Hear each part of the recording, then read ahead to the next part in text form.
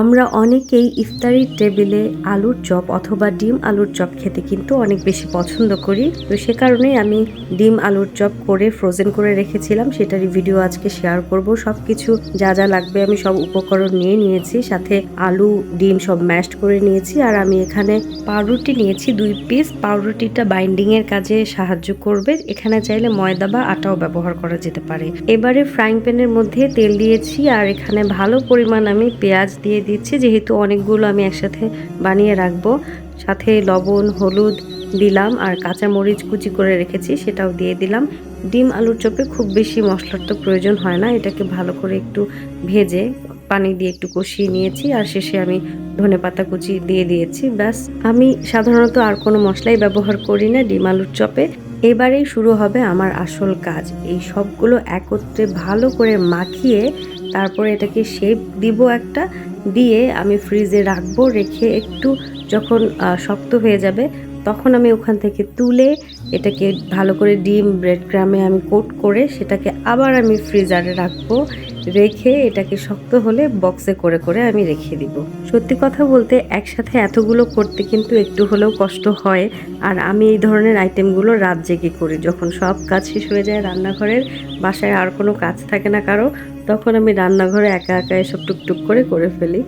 তো একটু তো কষ্ট হবেই, তবে এটাও সত্যি যে রোজা রেখে আমরা যখন ইফতারের আগে এসব আইটেম বানাই সেটা কিন্তু আরও বেশি কষ্টকর হয়। তাই একটু আগে থেকে যদি এগুলো প্রিপারেশন নিয়ে রাখা যায় তাহলে আমাদের ইফতার রেডি করতে একটু সহজ হয়। আর এক এক দিন এক এক রকম আমরা যেটা মন চাইলো ফ্রিজ থেকে বের করে একটু ভেজে খেয়ে ফেললাম, এরকম আর কি। প্রতিদিন তো আর আলুর চপ খাওয়া হবে না, মাঝে মাঝে খাওয়া হবে। এবং অলরেডি কিন্তু আমি আমার বাসায় প্রায় 3-4 দিন আলুর চপ ভেজে ফেলেছি। এবং ভেজিটেবল রোলের রেসিপি যেটা আপনাদের সাথে আমি শেয়ার করেছিলাম সেটাও একদিন করেছিলাম। এক এক দিন এক এক রকম আইটেম রাখতে আমি চেষ্টা করি ইফতারির টেবিলে, কারণ ইফতারিতে আসলে অতিরিক্ত যেন আমি খেয়ে না ফেলি সেটার দিকেও আমি খেয়াল রাখি। কারণ আমার কাছে ইফতারটা খুবই বেশি ইম্পর্টেন্ট। সারাদিন না খেয়ে যেহেতু আমরা থাকি, তারপরে কি খাচ্ছি সেটা অনেক বেশি ইম্পর্টেন্ট। এবং যত কম খাওয়া যায় ইফতারে তত বেশি ভালো লাগে, আসলে আরাম লাগে, নামাজ পড়তে সুবিধা হয়, তারাবিতে ক্লান্তি আসে না।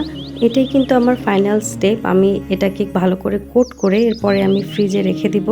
তারপরে এই যে প্রায় 1 ঘন্টার মধ্যে এটা কিন্তু জমে যাবে। আর তারপরে আমি এটা বক্সে তুলে তুলে আবার ওটাকে ফ্রিজে রেখে দিব। আর যখন ইচ্ছে হবে তখন আমি বের করে মিনিমাম 15 থেকে আধা ঘন্টা আগে এটা বের করে রেখে তারপরে এটাকে একটু নর্মাল করে এরপর ফ্রাই করে নিতে হবে। আপনারাও চাইলে এভাবে কিন্তু ফ্রোজেন করে রাখতে পারেন। এবং এখন অনেকেই এভাবে আসলে রাখি আমরা, আমাদের কাজ সহজ হয়ে যাওয়ার জন্য। কেমন লাগলো আমার আজকের এই ভিডিও? যদি ভালো লেগে থাকে তাহলে লাইক কমেন্ট এবং শেয়ার করতে কিন্তু একদম ভুলবেন না। সবাই ভালো থাকবেন, সুস্থ থাকবেন, আমার জন্য দোয়া করবেন। আল্লাহ হাফেজ।